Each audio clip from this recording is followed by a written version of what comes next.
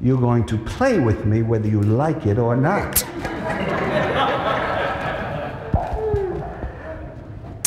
I guess the love of acting came from the fact that at Branchbrook School, the school for children with disabilities, I was always in plays. Christmas plays, Hanukkah plays, graduation plays. And so when I decided to go to my neighborhood high school, and even though there were steps, there was 3 stories, but again, I lived on top of a candy store. There were 19 steps. So the only accommodations I needed was during the 2-minute warning buzzer, I was allowed to leave 2 minutes earlier, and naturally I was allowed to have somebody carry my books, and all the kids in class volunteered to carry my books. So that was a fringe benefit for them. So in high school I decided, you know, I like this acting. So I tried to get into, I auditioned for the plays. Each year they did a play and I was in it. One year they were going to do an additional play, and as I walked in to be considered, and the word that I use is inclusion. Just like everybody else in society, I'd like to be included in society. Now, you can't be included unless you're given the opportunities, right? The opportunities to succeed or the opportunities to fail. And there's really no such thing as failure if you try. So I walked in to get a chance to audition for the play, and the director immediately told me, "You are the assistant director." I felt bad. I wanted to act. It wasn't like he allowed me to audition. He said, "Henry, you know, you're a fabulous actor, but I really could use an assistant director." So to me, we have this terminology of the younger generation. He was dissing me, right? You've heard that, right? 16 years old. Dissing, right? You've heard that, right? You use it? You're not 16. I'm talking to the guy behind you, the kid. All right. So he was dissing me, so I felt insulted and I walked out. Now, now what was also important, I mean, attitudes, you get, you know, where do you get these stereotypes from friends, relatives, acquaintances? Parents could be also very destructive, as you heard from our prior speaker. But my parents expected me to go on to college.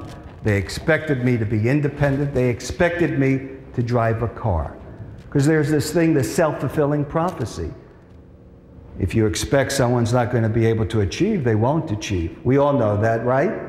The self-fulfilling prophecy. Matter of fact, I want to step back a little bit. How many people in this room, people have said to them, "You're not going to be able to do this," and you've achieved it? Just raise your hand. What was it? Could you tell me? I played football in college. I never played in high school. Okay. All right. Anything else? Somebody else had a hand? Raise your hand. Yes. I had a kind of a rough period when I was growing up, and I was told that if I didn't get a job someplace real soon, I was going to wind up in jail. And well, you're wearing stripes. No, I'm joking. Yes. My parents packed me up and took me to Hoosierville, coming from Chicago.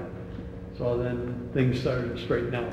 Okay. All right. Anybody else? One more. Yes, Gus. 1 second. I had several people tell me that I would never be able to be a good scoutmaster, and I didn't listen to them, but did anyway. All right. So again, you know, like was mentioned by the prior speaker, people that you're around. You know, why be around people who are negative? You know, you have to believe in yourself. We were speaking, I had the privilege of being one of the speakers at the youth detention, and we talked about the importance of self-esteem and believing in yourself as well. And again, for whatever reason, they have 2 strikes against them, but so what? That doesn't mean they have to have 3 strikes. And just like everybody in this room, I'm sure there are things you wanted to do in your life, that you had dreams and passions for, but you didn't do it. And that hurts. And if I would ask that question, I don't want to see a raise of hands, but I know it's out there. That because you listened to somebody, that you did not believe in yourself, You let somebody who doesn't know nothing about you, nothing that's in your soul and in your heart, and because they said, "No, you can't do that," you believe them. Well, hopefully after tonight, no matter what age you are, there's still desires you have, there's still wants you have, and you should pursue your dreams. I remember speaking at a college, and when I'm speaking at a college, I also avail myself to get in the classrooms, and I was in a education classroom, and one of the students said to me, or asked me a question, and says, "What do you do if, somebody wants to be a ballerina, and she uses a wheelchair? She's 5 years old, uses a wheelchair, and she has a dream to be a ballerina." I told her, "I do not step on other people's dreams. Who are you or anybody else to step on one's dreams?" My dream was to become a professional actor. After high school, I went on to college. I got a degree in political science. I thought I was going to be a lawyer, or my parents wanted me to be a lawyer, to be honest. But I did play a lawyer on Hill Street Blues, and I played a judge on Jake and the Fat Man. Now, after college, I decided, you know what, I'd like to teach first grade. I always liked kids. If I go to a house and there are kids, I'd rather be with the kids than the adults. And so I applied to this college. And when you apply to a college, you have to speak to the person in charge of admissions, right? You have an interview. So the person in charge of admissions told me, "Children could be cruel. We do not think you should teach. Children could be cruel. We do not think you should teach." So what did I do? I went to another college. But many times, here's a person of authority. Many people with disabilities, this is the first time out of the gate. This person's supposed to know. And he has the audacity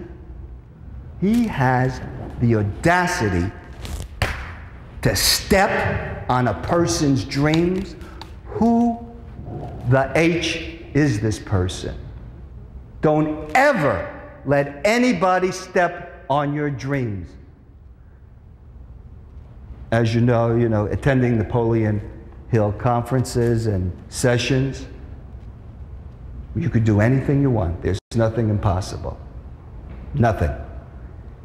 Nothing is impossible. I'm an example when it comes to sports. I've also walked down the Washington Monument. There's 998 steps. And I've climbed Masada in Israel. So I've challenged myself physically. Not that I had to, but that's the type of person I am. After college, I started to pursue my acting career. And I guess I waited so long because to be an actor, you have to be, I jokingly say crazy. And if you have a disability, well, there's nobody out there. There's nobody out there acting with a visible disability. So I started pursuing my acting career. I wasn't getting any roles. I remember going out for a role. It said somebody in the 30s with a cock of a walk, whatever that means. So when I walked into the interview, I said, "I've got the cock of the walk, but do you have the balls to hire me?" So I wasn't getting roles as an actor. And as an actor, you need to have stage presence. Where am I going to get the stage presence? So I developed a comedy routine, which is even more difficult than acting. You're on the stage by yourself.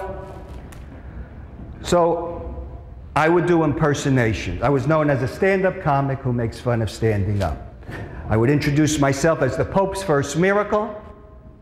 I went to see him with a speech impediment, and he cured me.